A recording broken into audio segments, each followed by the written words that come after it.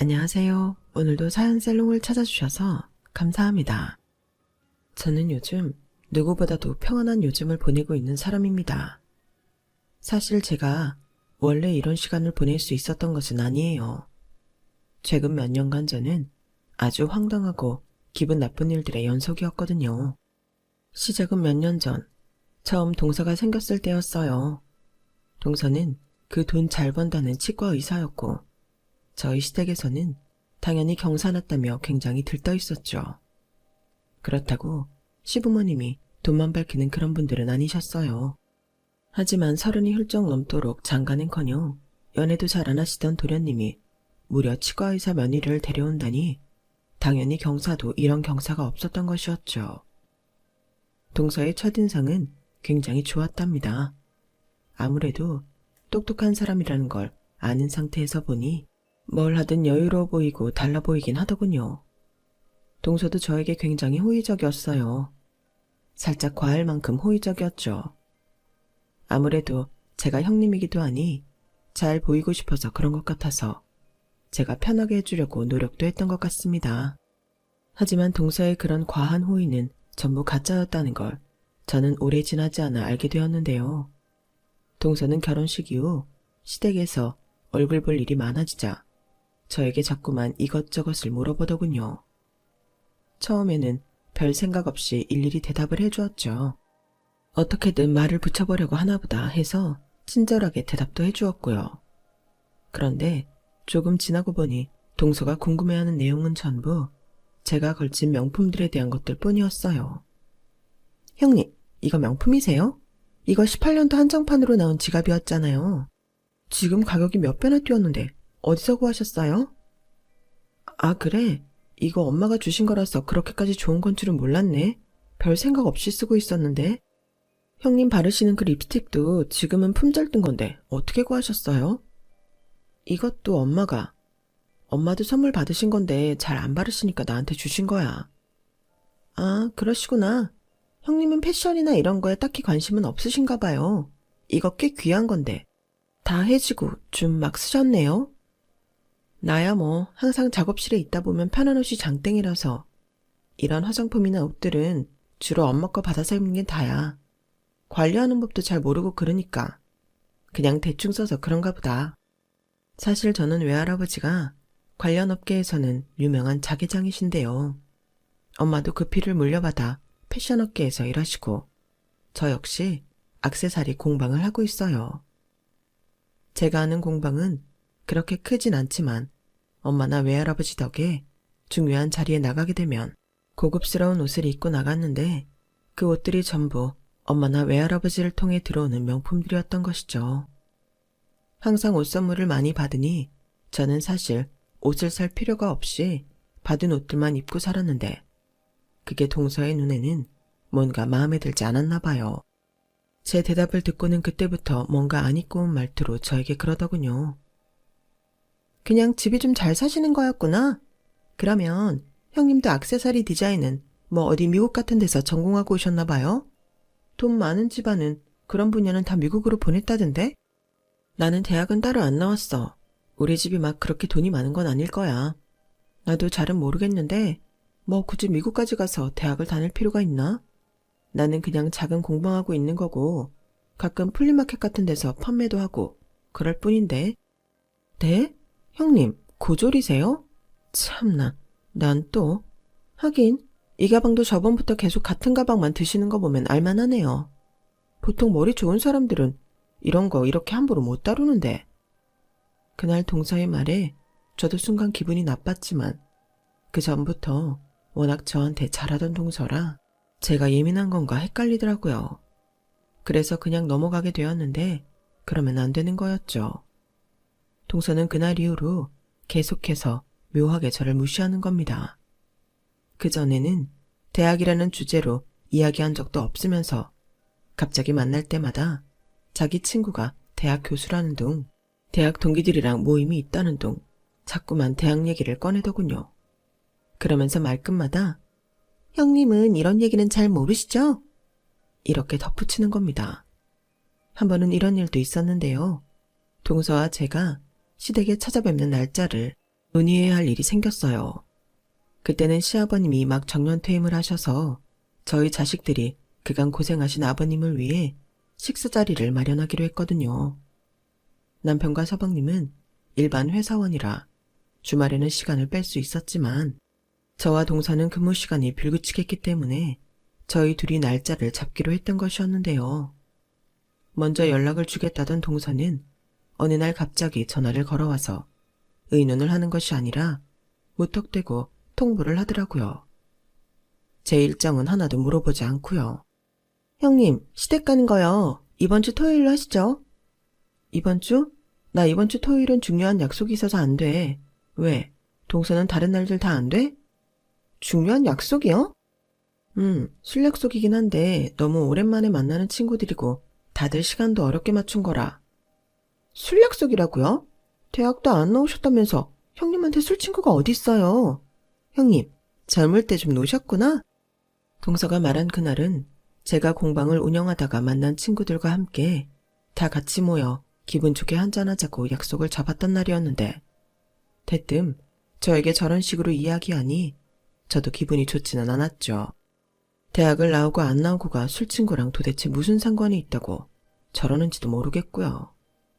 그래서 공방 운영하다가 같은 일 하는 사람끼리 모임 갖는 거라고 설명을 해줬는데 그럼에도 동서는 은근히 무시하는 그 말투로 이야기하더군요.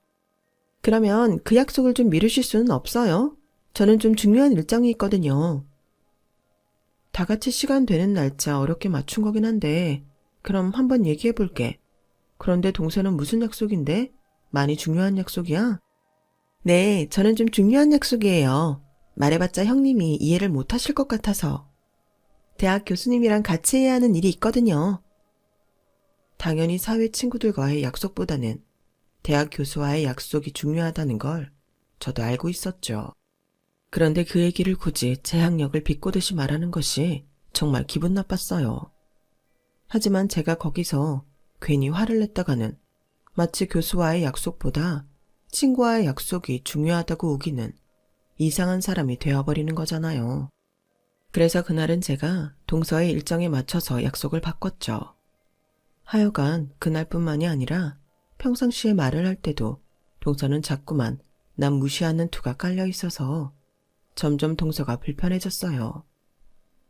그래도 가족인데 아예 척을 쥐고 살 수는 없으니 저는 동서가 자존감이 참 낮은 사람이구나. 짜증은 나지만 그래 불쌍한 사람이 넘어가자 하고 넘어가 주었죠. 그리고 그때까지만 해도 한 번씩 짜증나는 소리만 했을 뿐 선을 세게 넘는 행동은 하지 않았기 때문에 저도 참아줄 수가 있었고요. 그런데 그 콧대 없던 동서의 커리어가 한순간에 뭉개지는 사건이 벌어졌는데요. 동서가 운영하던 병원에서 작은 의료사고가 일어나게 된 것이었습니다. 저는 그쪽 분야는 잘 모르지만 한 학생의 사랑니를 발치를 하다가 작은 사고가 생겼는데 진짜 문제는 사고 자체라기보다는 동서의 불친절한 대응이었어요. 동서의 치과는 그 전에도 동서의 불친절함으로 악명이 높았는데 하필 그 학생의 어머니가 기자였던 것이었죠. 기사 내용이 전국적으로 유명해지지는 않았지만 온 동네에 소문이 퍼질 정도로는 유명해지게 되면서 동서의 병원은 결국 폐업을 해야만 했어요. 뒤늦게 동서가 학생에게 사과를 하고 치료비와 손해배상비를 모두 지불했다고 사람들에게 알리려고 해도 이미 사람들은 등을 돌려버린 상황이었죠. 그 시기에는 동서도 그렇고 저희 시댁 식구들이 모두 고생을 많이 했어요. 아무래도 좋지 않은 일에 연루되니 그 집 둘째 며느리가 이런 일이 있었다며 하는 소리들을 여기저기서 많이 듣게 되었던 거죠. 의사로서의 평판도 경제적으로도 어려워진 동서는 집에서 나오지도 못하고 힘들어하고 있었어요. 다시 새 병원을 개원하는 것은 꿈도 못 꾸고 다른 병원의 일자리를 알아보고 싶지만 그 사건이 동서에게 꼬리표처럼 따라다녀 그마저도 쉽지는 않았다고 해요. 그 소식을 듣고 저도 신경이 쓰이기는 하더라고요. 처음부터 끝까지 동서가 잘못한 것은 맞지만 그래도 가족인 걸 어떡하겠어요. 당장 서방님 월급만으로 살기에는 손해를 메꾸기가 한없이 부족했거든요. 덕분에 동서는 그 해의 중요한 시댁 모임이나 명절에도 코빼기도 비치지 않았답니다. 안 그래도 몇 년 전부터 시어머니께서 무릎이 많이 안 좋으셔서 제사 준비나 음식 등 주방일은 저와 동서가 도맡아 했었는데 동서가 사라지니 저 혼자 모든 일을 해야만 했어요. 가족들이 조금씩 손을 보태기는 했지만 남자들은 일찍이 벌초를 하고 오거나 힘쓰는 일들을 하는 등 각자 할 일들이 있었기에 크게 도울 수는 없었죠. 연락 하나 없이 잠수를 탄 동서였지만 그 사정을 모르는 것도 아니니 저는 힘들어도 누굴 탓하지 않고 그저 묵묵하게 일했어요. 그런 상황을 가장 불편해하셨던 건 다름 아닌 시어머니셨습니다. 에휴, 작은 애는 아무리 그런 일이 있어도 연락 하나는 해야 할 텐데 원. 지 잘못으로 일을 이 지경으로 만들어 놓고 뭘 잘했다고 연락까지 안 하는지. 아가 미안하구나. 내가 무릎이 이래서 도와주지도 못하고. 에이 아니에요 어머님. 당연히 제가 하는 게 맞죠. 어머님께서 한마디씩 조언해 주시는 게 엄청 도움이 되고 있는걸요. 어머님 아니었으면 저 아직도 점만 붙이고 있었어요. 그래도 혼자 하기는 버거운 양인데 제사 끝나고 설거지는 따로 하지 말거라. 알겠지? 그냥 물로만 대충 헹궈놔. 우리가 이따가 식기세척기 돌려버리면 되니까. 다 안 들어갈 것 같은데. 그럼 큰 것만 닦아놓고 식기세척기 들어갈 만큼만 남겨놓을게요, 어머님. 감사해요. 원래도 말이 곱지 않은 동서를 탐탁치 않게 보던 시어머니는 그때 이후로 동서를 더 안 좋게 보셨던 것 같아요. 동서가 경제적으로 힘들어지자 서방님마저 덩달아 고생하게 되는 걸 보니 당연히 시어머니 마음이 그럴 수밖에 없었겠죠. 어두워진 시댁 분위기를 좋게 만들기 위해 저와 제 남편은 일부러 더 활기차게 행동하며 지냈고요. 그런 상황에서 어느 날 저희 아빠한테 연락이 왔어요. 저희 아빠가 조금 큰 병원을 운영하시는데 저희 동서가 그 병원에 지원을 했다고요. 저희 부모님이 예전에 서방님 결혼식 때 한번 와주셨었는데 그때 본 동서의 얼굴을 기억하고 있었던 거죠. 아빠는 혹시 제가 동서를 소개시켜 준 건가 싶어서 저에게 전화를 하셨다고 하셨어요. 에이 아니야. 동서가 지금 여기저기 일자리를 알아보느라고 아빠 병원까지 간 모양이야. 이 근방에서는 좀 안 좋은 소문이 나서. 그 소문은 나도 들었다. 이 분야도 좁아서 소문이 빠른 편이니까. 그런데도 지원을 하러 왔길래 혹시나 하고 연락해 본 거란다. 얼굴은 낯이 익지만 네 동서인지 아닌지 헷갈리기도 했고. 근데 아빠 혹시 조금 덜 중요한 자리는 없어? 지금 동선의 상황이 많이 안 좋기는 해. 직접 수술을 하거나 하는 것 말고 좀 덜 중요한 일이 있으면 맡겨보는 것도 괜찮을 것 같은데. 동서가 몇 달째 일도 못 구하고 있는 거 보니까 앞으로도 못 구할 것 같아서 그래. 갚을 빚이 산더미인데 그래도 사람은 살리고 봐야 되니까. 아유 우리 딸 이렇게 마음이 약해서야 저런 의사 함부로 들였다가 큰일 날 수도 있는데. 일단 알았다. 아빠가 한번 고민은 해볼게. 아빠는 선뜻 제 부탁을 들어주신다고는 하지 않았지만 그래도 동서를 받아주시기는 하셨어요. 나중에 아빠 병원에서 일하고 있는 큰오빠와 작은오빠의 이야기를 들어보니 거기는 워낙 저명하신 의사 선생님들이 많아서 동서가 중요한 일을 맡을 일은 없을 거라고, 그래서 급여도 높진 않겠지만 자기 밥벌이 정도는 할 수 있을 거라고 저에게 전달을 해주었고요. 저와 저희 외가 쪽 집안은 전부 예술 쪽 일을 하지만 제 두 오빠와 친가 쪽 집안은 전부 의사들이셨거든요. 워낙 그쪽 업계 일에는 빠삭하실 테니 어련히 잘해주셨겠거니 싶었어요. 그런데 큰오빠가 이야기의 끝에 덧붙인 말이 있었는데요. 근데 나은아, 네 동서는 우리가 네 가족인 걸 몰라. 굳이 얘기하지 않았거든. 그래? 근데 왜? 얘기하면 안 돼? 괜히 새로 뽑은 사람이 가족이라는 소리가 여기저기서 말 나와봤자 좋을 것도 없고. 그리고 보니까 네 동서가 입이 무거워 보이지가 않더라고. 그전에도 사고 쳐놓고 말 실수해서 일 키웠던 거 아니야? 뭐 그건 그래. 그러니까 그냥 모르게 하는 게 나을 것 같아. 너도 그냥 크게 티 내지 말고 모르고 있게 냅둬. 듣고 보니 다 맞는 말이긴 하네. 알았어 그럼. 그냥 조용히 하고 있을게. 저는 오빠의 말이 이해가 되기도 했고 사람을 많이 대해본 큰오빠의 해안을 믿었기 때문에 정말로 동서에게 아무 말도 하지 않았어요. 그리고 남편 역시 큰오빠의 말에 동의했고요. 긴 시간 끝에 취직에 성공한 동서는 다시 활발해지기 시작했어요. 직접 만나보지는 못했어도 시부모님 말씀을 들어보면 서방님과 함께 열심히 빚을 갚아 나가는 것 같았죠.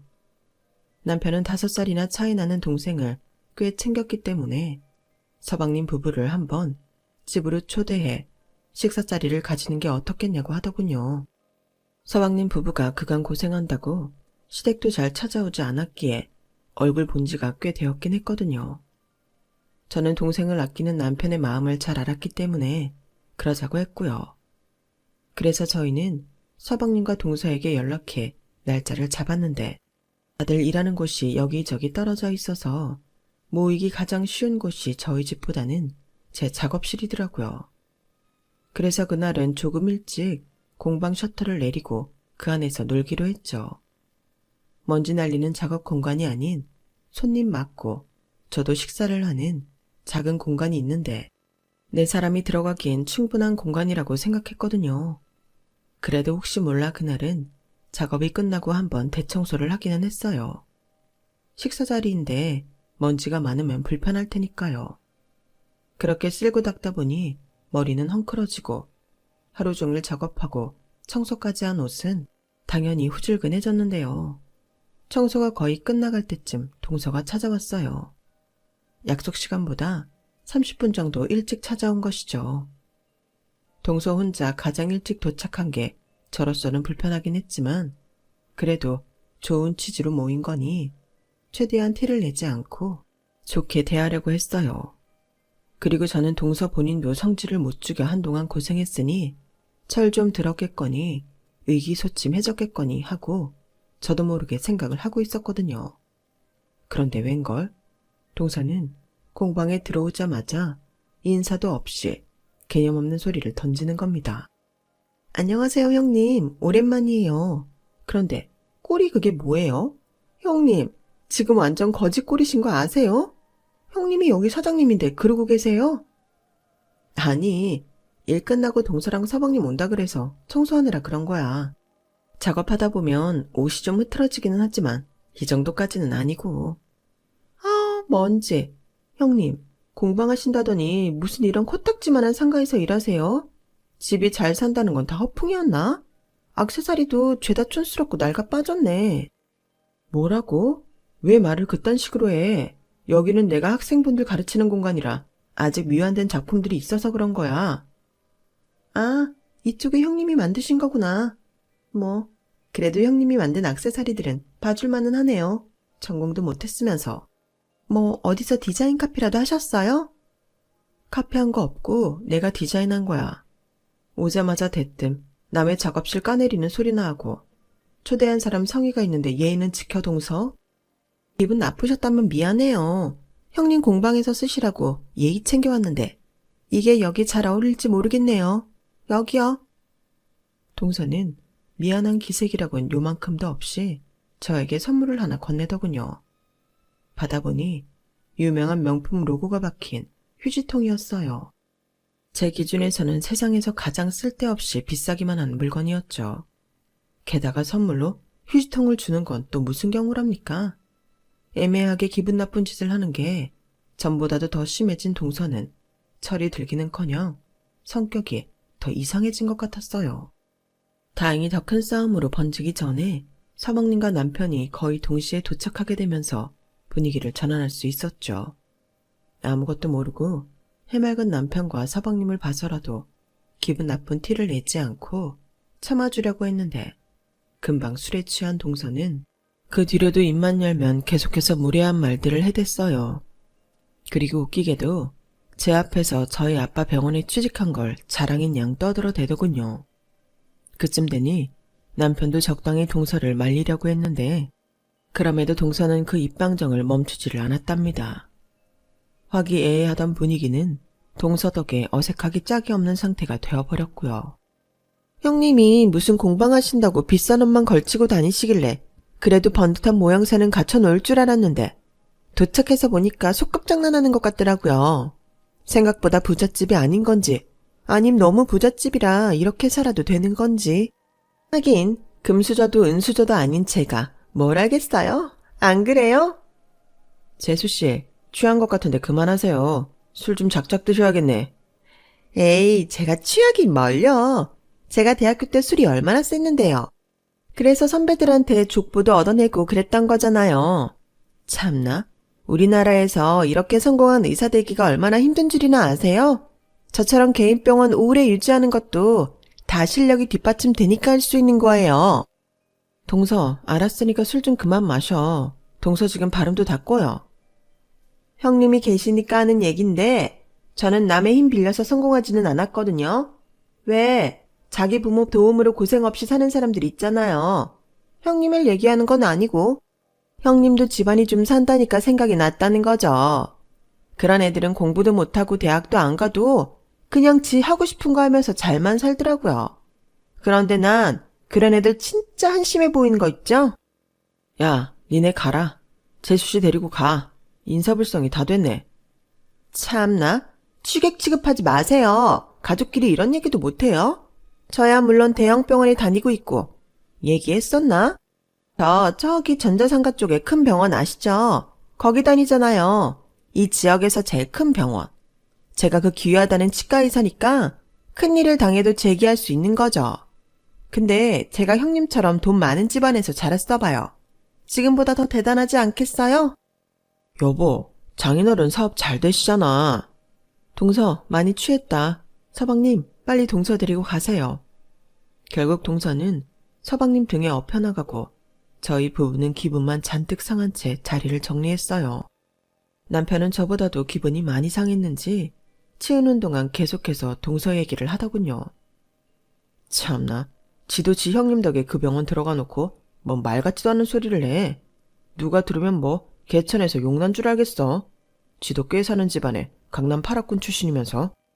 많이 취해서 그랬나 보지. 그냥 불쌍하다고 생각하고 넘어가자. 자존감이 얼마나 낮으면 저러겠어. 자존감이고 나발이고 저건 예의도 개념도 그냥 글러먹은 거지. 입만 열면 대학이 어쩌고 하질 않나. 지 잘난 척만 하질 않나. 자꾸 당신 무시하는 듯한 소리만 해대잖아. 수준이 엇비슷해야 화가 나지. 저건 뭐. 기분은 좀 나쁘다만 너무 유치해서 화가 날 정도는 아니야. 화낼 의욕도 사라진다고나 할까? 당신 큰오빠만 아니었으면 확 다 불어버릴까 했다니까.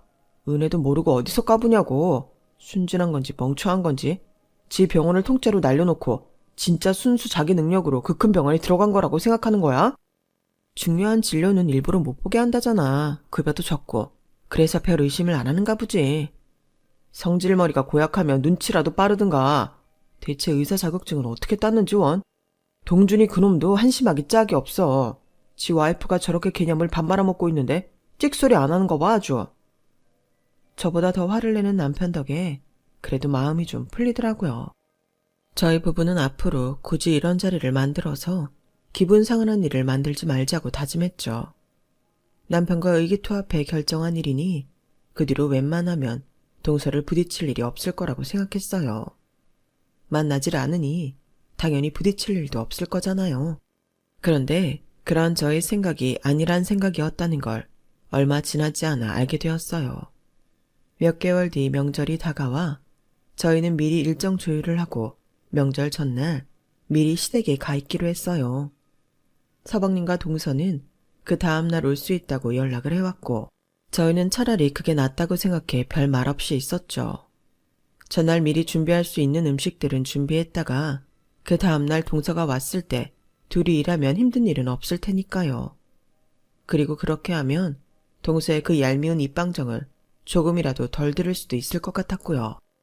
저희 부부는 예정대로 명절 하루 전날 시댁에 가 할 일을 미리 준비해 놓았어요.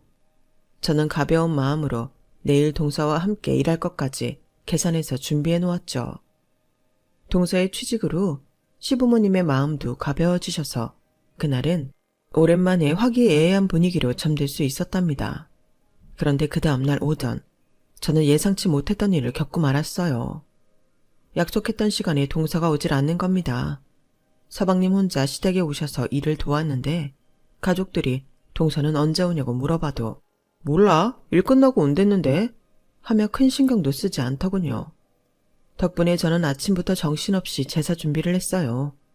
못 온다고 미리 얘기라도 했다면 전날 더 많은 준비를 하고 잤을 텐데 온다고 해놓고 안 오니 상황이 정말 안 좋게 된 것이었죠. 동서에게 메신저로 무슨 일이 있는지 언제 오는지 물어보아도 아무런 답이 없더군요. 결국 저는 혼자서 겨우 제사상을 차려 무사히 제사를 마쳤어요. 뒷정리를 하기 전에 메신저가 울리길래 보니 동서에게서 연락이 왔더라고요. 그런데 그 내용이 아주 가관이었습니다. 가타부터 아무런 말도 없이 그냥 3만 원만 보내놨더군요. 저는 일단 뒷정리부터 마치고 밖으로 나와 당장 동서에게 전화를 걸었어요. 여보세요? 동서, 어디야? 지금 가는 중이에요. 거의 다 왔어요. 그게 끝이야? 오늘 오전에 온다면서 연락도 없이 이게 뭐 하는 짓이야? 이 3만 원은 도대체 뭐고? 대체 뭐 하느라 연락도 안 받고 이제야 오냐고? 어제 일이 늦게 끝나서 좀 자느라 늦었어요. 그래서 돈 드렸잖아요. 일당 3만 원이나 드렸으면 됐지. 왜 아침부터 성을 내세요? 가뜩이나 피곤해 죽겠구만. 형님같이 무식한 고졸이 의사가 얼마나 바쁜 줄 알기나 아세요? 뭐라고? 지금 말 다 했어? 운전 중이니까 일단 끊을게요. 그러더니 전화를 뚝 끊어버리더군요. 그전까지는 언짢기만 했던 저는 이 순간에는 화가 머리끝까지 났어요. 지금 동서 하나 때문에 온 가족이 불편을 겪고 있는데 정작 본인은 미안하다는 말 하나 없이 적반하장으로 굴었으니까요. 저는 어려서부터 항상 가족을 우선시하는 집에서 자라왔기 때문에 시집을 와서도 가족을 먼저 생각하고 배려하려 애쓰는 편이었는데 동서는 배려는커녕 순전히 지 생각만 하고 아무렇지 않게 무례를 저지르니 그 부분에서 제가 화가 많이 나더라고요. 하지만 그때 상황은 당장 시부모님이 계신 자리에서 식사를 해야 하는 상황이었기에 저는 겨우 이성을 되찾았어요. 동서가 조금 있으면 온다고 하니 이따가 식사 자리가 끝나고 데리고 나가서 한 소리를 해도 될 일이었죠. 그래서 저는 일단은 다시 들어가서 식사를 준비했어요. 곧 가족들이 다시 모여 식사를 딱 시작하려는데 그제서야 동서가 도착을 했습니다. 동서가 아무런 연락도 안 하고 부모님이 하는 전화도 받지 않고 있다가 식사 시간대에 딱 맞춰 도착하니 당연히 가족들의 시선이 고을 리 없었죠. 평소 굉장히 과묵하신 시아버지가 한 소리 하실 정도였으니까요. 넌 뭐 하다가 이제야 집안에 기어들어오냐? 전화도 안 받고 연락 한 반이 없더니만 네 형님이 여지껏 고생해서 제사 다 치르고 나니 이제야 밥 먹으러 들어오는 게야? 어제 일이 늦게 끝나서 병원에서 한숨 자고 오는 길이에요, 아버님. 형님께는 따로 연락도 드리고 사례도 했고요. 저는 대형병원 의사잖아요, 아버님.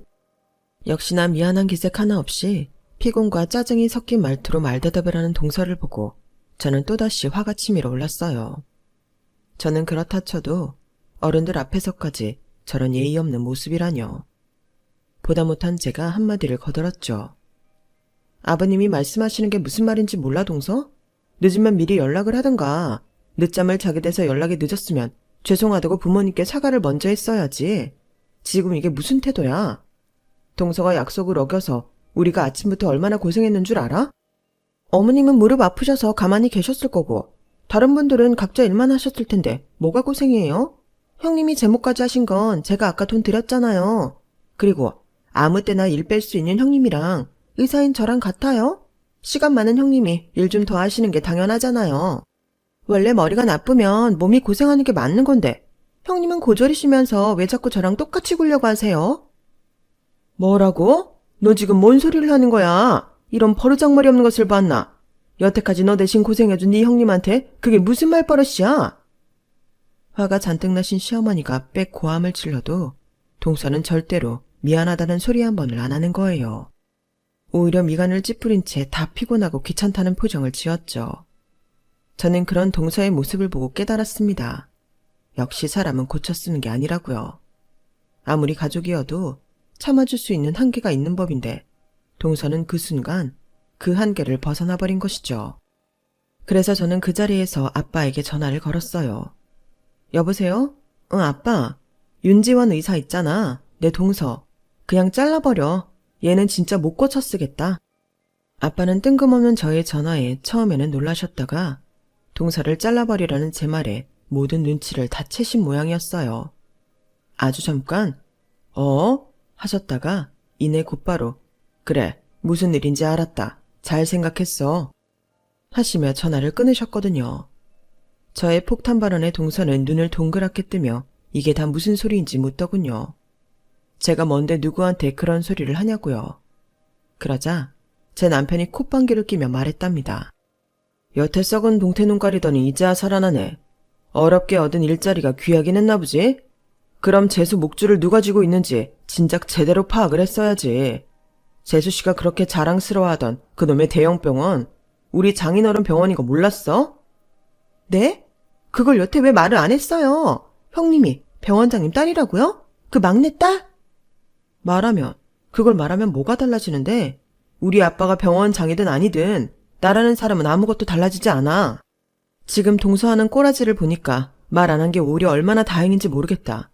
처음부터 내가 병원장 딸인 걸 알았다면 동서가 이렇게 무례하고 속물적인 인간이란 걸 몰랐을 거 아니야? 안 그래?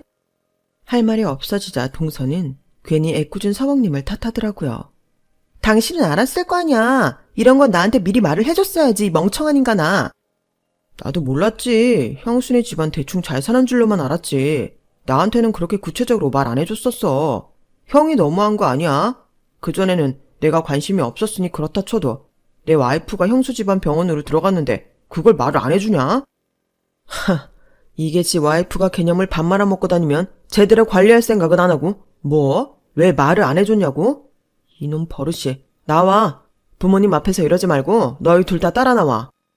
남편은 서방님과 동서를 데리고 나갔어요. 자리를 피해도 밖에서 엄청 호통을 치는 게 간간히 들려오더라고요. 저는 일단 시부모님께 조금이라도 식사를 드시라고 권해드렸고요. 자식들끼리 싸우고 분위기를 망치니 시부모님이 식사를 못 하실 줄 알았는데 웬걸 엄청 맛있게 잘 드셨어요. 시아버지도 시어머니도 저에게 잘했다고 아주 속이 뻥 뚫렸다고 칭찬을 해주시더군요. 잘했다. 아주 잘했어. 진작에 이러지 그랬니? 아주 속이 시원하구나. 저것들은 아주 혼이 제대로 좀 나봐야 돼. 그나가 너 그거 절대 무르지 마라. 알겠니? 작은 애 병원에서 자르라고 한 건 말이야. 이후에도 절대 다시 도와주지 말아라. 시아버지가 저에게 신신당부를 하셨죠. 절대 두 번 다시 도와주지 말고 지금 뽑아든 칼도 절대 그냥 넣지 말라고요. 시어머니도 동조하셨고요. 그래서 저는 그날 이후로 동서에게 미친 듯이 연락이 와도 꿈쩍도 하지 않았어요. 소식을 들은 저희 오빠들이 제게 연락을 해서 무슨 일이 있었는지 묻더군요. 저는 동서에게 베푸는 마지막 아량으로 자세한 이야기는 하지 않았는데요. 오빠들의 말에 의하면 이미 병원 내에서는 동서에 대한 평판이 나빠질 대로 나빠져 있었다고 해요. 병원 관계자들은 동서가 전에 어떤 사고를 치고 들어온 건지 모르는 사람이 없었는데도 과거의 잘못을 반성하고 달라지기는커녕 오히려 어린 환자나 어린 환자의 보호자에게는 기분 나쁜 티를 팍팍 내면서 불친절했다고 하더군요. 그래서 환자들에게 컴플레인도 많이 들어왔고요. 아빠는 제가 부탁한 게 있으니 최대한 참아주려고 했는데 저에게 동서를 해고하라고 연락이 오니 오히려 반가웠다고 해요. 제 전화를 받자마자 해고 통지를 해버렸다고 하더군요. 오빠들은 그런 동서의 인성을 보고 동서가 저에게도 잘하진 않았을 거라 추측할 수 있었다고 해요. 저에게 찾아와서라도 자초지종을 듣겠다고 농담조로 이야기를 했죠. 저도 시간이 좀 지나고 마음이 담담해지면 담백하게 이야기를 해야겠다 생각했고요. 약 보름쯤 지났을까요? 동서는 제가 아무리 연락을 해도 답이 없자 직접 제 공방으로 찾아왔더군요. 저는 막 원데이 클래스 수강생들에게 강의를 마치고 뒷정리를 하고 있었는데 정말 연락도 없이 찾아와서는 무작정 무릎부터 꿇는 겁니다. 꼴을 보니 다크서클이며 푸석해진 얼굴이며 그간 고생을 하긴 했나 보다 싶더군요. 형님, 제가 잘못했어요. 제발 원장님한테 다시 말씀 좀 드려주세요. 원래 다니던 병원 말고 다른 곳도 괜찮으니까 다시 일 좀 시키라고요. 네? 형님 가족분들이 전부 의사들이라 지금 제 밥줄이 아예 사라지게 생겼다니까요. 얼른 전화해서 다시 화해했다고 좀 말 좀 해주세요. 누가 화해를 해? 동서랑 내가? 아, 형님 그러지 말고 제발요. 제가 무릎까지 꿇었잖아요. 형님 전화 한 통이면 해결될 일인데 왜 안 해주세요? 이만큼 괴롭혔으면 됐잖아요. 지금 내가 동서를 괴롭혔다는 거야? 내가 아빠한테 부탁하지 않았으면 동서는 그 짧은 기간 돈도 못 벌었어. 그리고 동서 병원 내에서 불친절하고 환자 대충 봐주기로 소문이 자자하다면서 행실을 어떻게 해왔길래 동서 관둔다는 소리에 다들 그렇게 좋아하느냔 말이야. 내가 아니어도 동서는 어차피 잘릴 사람이었어. 괜한 피해망상으로 내 탓하지 마. 형님이 아니었으면 아예 다른 병원에서 일하게 됐었겠죠. 지금 장난해요? 사람을 가지고 노는 것도 정도껏 해야지. 일부러 형님 손에서 놀아나게 하려고 일을 꾸민 거잖아요. 막말로 내가 부르는 게 값인 치과의사인데 다른 병원인들 일일 못 구했을 것 같아요? 참나. 원하는 대로 안 해주니까 본색을 바로 드러내는구나. 실제로 일 못 구하고 있었잖아. 기껏 물에 빠진 사람 살려줬더니 욕하는 건 무슨 경우야? 잘난 건 부모 만난 것밖에 없는 주제에 유세 떨기는? 당신의 집안? 그거 다 카르텔이야. 알아? 애초에 딸이 부탁한다고 아무 의사나 드린 것도 잘못 아니야? 당신 그딴 식으로 인사에 개입해왔어? 내가 다 까발릴 거야. 그 병원 혈연 지원 가지고 사람 뽑고 내치고 한다고 다 까발릴 거라고. 동서가 이성을 잃고 고래고래 소리를 지르는데 공방문이 벌컥 열리더군요. 조만간 저에게 찾아오겠다던 오빠들이었습니다. 동서는 오빠들을 보고 흠칫 놀라더니 말문이 막힌 듯 했죠. 큰 오빠는 그 자리에서 경찰을 불렀고 작은 오빠는 무시무시한 표정으로 동서에게 다가갔어요. 이미 이 업계에서 나가리 된 주제에 발악을 하네. 그래 네 하고 싶은 대로 해봐 어디. 우리가 눈 하나 깜짝 하나. 요즘 애들은 하여간 이게 문제라니까. 의사 자격증만 따면 아주 지가 영원히 의사인 줄 알아. 넌 앞으로 이쪽 업계에 청소부로도 발 못 들일 줄 알아. 알겠어? 네가 여지껏 그 코딱지만한 니네 병원에서 한 짓, 우리 병원에서 한 짓, 우리가 평생 꼬리표처럼 따라다니게 해줄 테니까. 작은 오빠가 동서를 혼내는 동안 경찰은 이미 도착했어요. 공방 근처에 파출소가 있었거든요. 이제 눈에 뵈는 게 없어진 동서는 저희 오빠들에게도 온갖 욕을 하다가 결국 경찰들에게 끌려갔어요. 오빠들은 그간 무슨 일이 있었는지 알만하다며 굳이 저에게 꼬치꼬치 캐묻지 않고 그냥 제가 좋아하는 음식을 시켜주고 재밌는 이야기들만 하다 갔답니다. 그날 이후로 동서는 재기가 완전히 불가능한 백수가 되어버렸고요. 소식을 들은 시부모님은 제게 연락해 앞으로 명절이든 가족 모임이든 제사든 저는 손에 물 한 방울 묻히지 않을 테니 절대 일하지 말라고 하셨어요. 그간 콧대 높게 농땡이 피우던 동서가 다 도맡아 해야 한다면서요. 동서와 서방님의 관계는 최악으로 치닫는 것 같았는데 그래도 이혼은 하지 않더군요. 지금 이혼을 해봤자 동서가 워낙 불리하니 동서가 울며 겨자 먹기로 살림도 하고 시댁일로 돕기로 마음먹은 것이죠. 시부모님은 이참에 동서 버르장머리를 싹 고치겠다며 마음 먹으신 것 같아요. 지난주에 시댁에 다녀오니 동서가 그 방정맞던 입을 꾹 닫은 채 묵묵히 일만 하는 것을 보면요. 그게 그렇게 좋아 보이지는 않지만 지 팔자 지가 꼬아놓은 모양이니 무슨 말을 더 하겠어요. 어쨌든 더 이상 제 속을 긁어대는 방해꾼이 사라지게 되니 저도 요즘은 평안한 생활을 하게 되었답니다. 그리고 오랜만에 맞이하게 되는 행복하고 평화로운 시간들을 보내게 되었어요. 저는 계속 이 평화가 깨지지 않기를 바라고 있습니다. 여러분도 항상 일상이 평화롭고 기쁘기를 바랍니다. 건강하세요. 여러분, 사연 댓글에 응원과 현명한 조언 부탁드려요. 좋아요와 구독은 저에게 큰 힘이 됩니다. 오늘도 좋은 일 가득하세요.